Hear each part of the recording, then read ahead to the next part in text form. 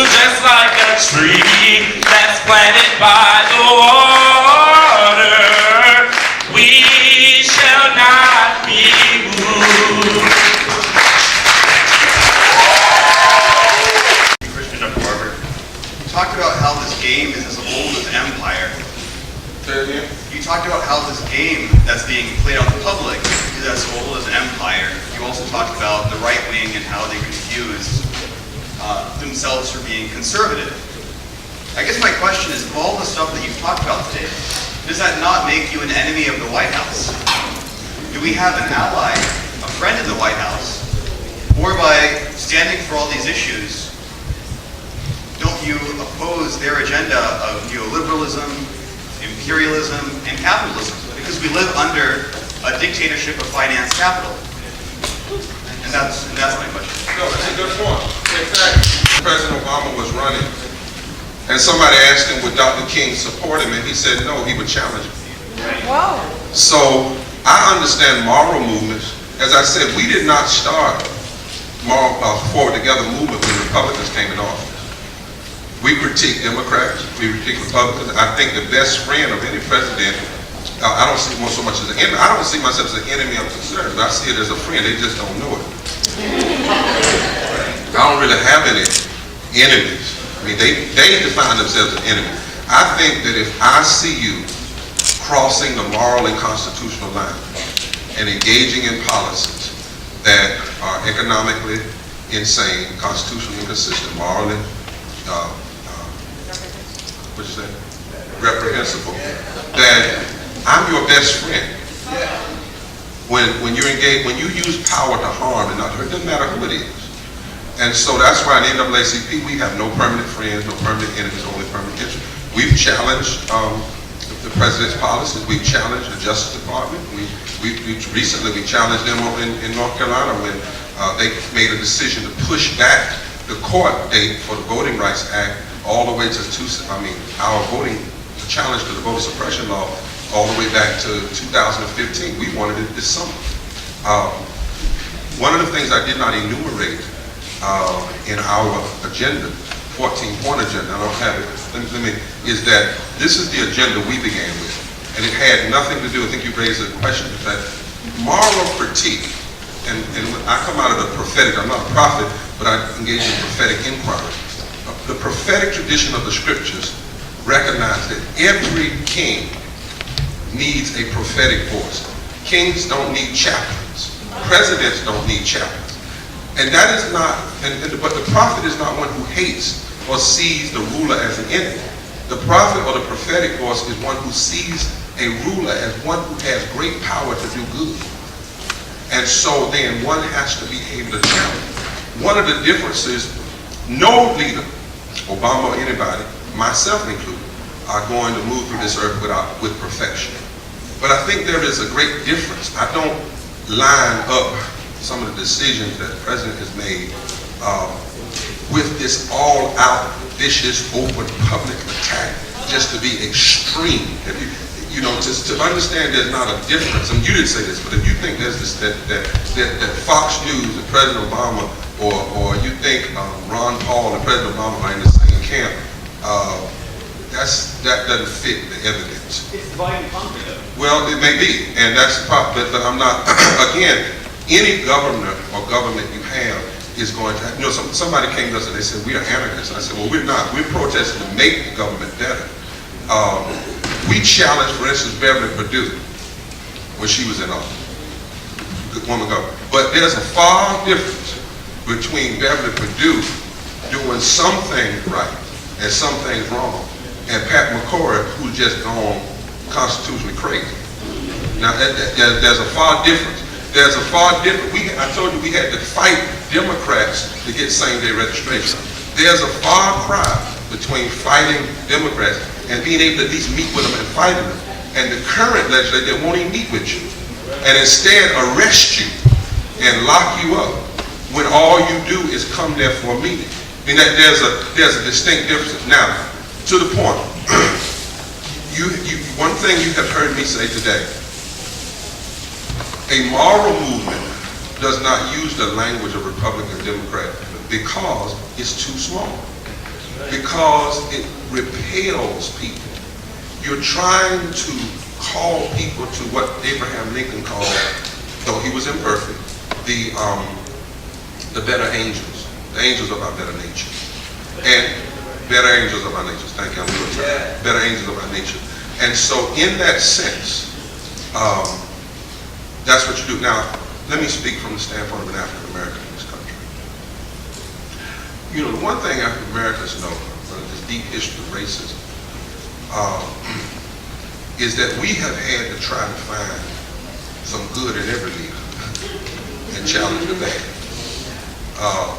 I told you Nixon was the one that came up with the Southern strategy, but it was also Nixon that promoted affirmative action. We know how to compliment you for what you do right and challenge you for what you do wrong and still love you. And still love you. That's the only way we've been able to keep our sanity. We can challenge a Governor Wallace because he said segregation yesterday, today, and tomorrow. And then we can welcome him into the United Negro College Fund when he repents to be one of the #1 givers to get black children to go to school. Our greatest hope is not that Pat McCory be run out of office, that he changes. See, that's the long one. We actually pray for his change. Art Pope, y'all know about Art Pope? You know, the kingmaker in North Carolina, spent $50 million on his own money. I don't hate Art Pope. I'm willing to challenge him on moral terms in the hopes. Think about what good he could do with that $50 million. I don't have a hatred for him. I don't even see him as an enemy. You know, he's like the Koch brother of North Carolina. He said, who is he? So what I want to do is, I hope, now he may not change, but prophetic moral movements can never give up. Because if you ever give up on the hope of change, you will fall into despair in the middle of your movement. So there are times when we are opposed. I don't use the word enemy. We are opposed to the policies of President Obama, opposed to the policies of Pat McCory, opposed to the policies of Bill Perdue, opposed to the policies of Democrats. You know, I just left today reading, and I'm going to go back because a number of Democrats in our state voted to drug test poor people before they could get food stamps. And a federal judge just yesterday overruled Governor Scott. Some of them are black. Sometimes they don't like the fact when this movement, we don't allow any politicians on our stage. When you come to North Carolina to do Moral Monday, or you come for the HKL People Assembly, politicians are not allowed to speak on our stage.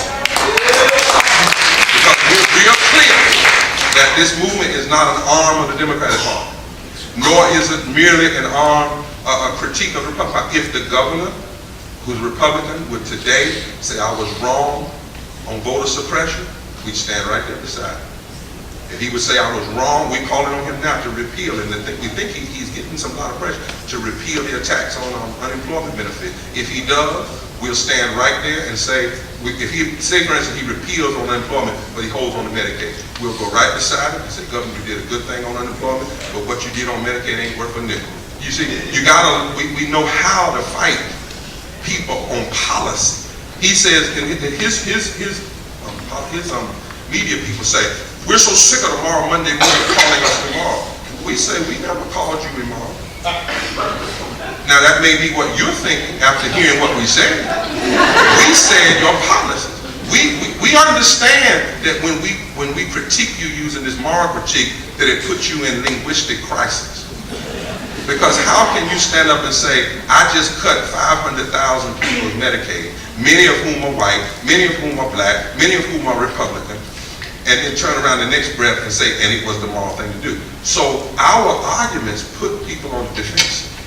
But the goal is not to destroy them, it is to critique the policy. And whoever it is, whether it's President Obama, whether it's President, what's your name?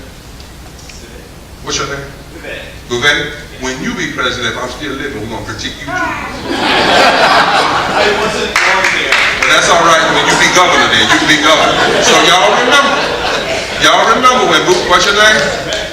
When Bouvet is governor, and he makes some decision so he can get elected that he wouldn't have made in the People's Assembly. Is that an endorsement? Yeah, it's an endorsement and a promise. It's an endorsement endorsement and a promise that we don't say, now, wait a minute, hold it. All right, yeah, yes, ma'am. Yes. Can you say more about how you organize in terms of HJ on K? Why the need for a separate organization from the state conference? Great. Exactly, it's not a separate organization. That's a good point. Sometimes with us progressive and liberal, we think every new problem requires a new organization. We don't vote in HKOJ. Our historic Thousands on Jones Street People's Coalition. Never have in 7 years. There is no president. I'm just the convener. It is led by the NAACP because we are required by Constitution to organize, to do community organizing. What we decided was more than a person leading it, we needed an agenda. You heard me list all those things: indigenous, state-based, deeply moral, deeply anti-racist, anti-poverty. So what we did 7 years ago is we sat down on the last Saturday in December 2006. About 14 organizations came together and we asked several questions. Number one, we asked the environmentalists, what's the strongest group in this state that impacts policies that you're concerned about? They said the state legislature. We asked the teachers, they said the state legislature. We asked the civil rights, state legislature. We asked the labor rights, state legislature. Then we said, I said, who in the state legislature? And they started naming the extremists. We said, well, now, if we know where and who is doing this, why are we fighting alone? In other words, if we got the same people undermining progress, then why does the labor rights have a day at the legislature? And then the teachers come back and have labor rights. And then, maybe you need to have one, but it seemed to me that we ought to do something together. And we don't have to do a lot of voting because don't you environmentalists already know in this state what would make fundamental change? I'm not talking about incremental change. Don't you know what would? Yeah, we already know. Don't your teachers know? Yeah, we already know. Well, then why do we have to have why can't we list the top agenda items and then put the bullet points on them that we've already researched? Why can't the educators get together and write theirs? The environmentalists get together and we compile it all together. And then we agree that we're going to stand together. And we agree that now the NAACP, for instance, is no longer going to go into the government and have a private meeting by ourselves. I'm going to bring all my friends. Bring all my friends. Because you got to understand, if you touch women's rights, you touching the NAACP, because the women's rights folk are now standing with us on voting rights. If you touch the LGBT community, you touching us, because the LGBT community is not just standing for LGBT issues. They understand that voting rights are essential to their agenda as well. So we started understanding the intersectionality of agenda. And see, most folks want transactional coalitions, and that's why they fall apart. What you need is transformative coalition where people are committed to everybody's win, not just your issue. See? And where you begin, and so one of the things we do, for instance, my sister, like at tomorrow Monday or on HKOJ, which is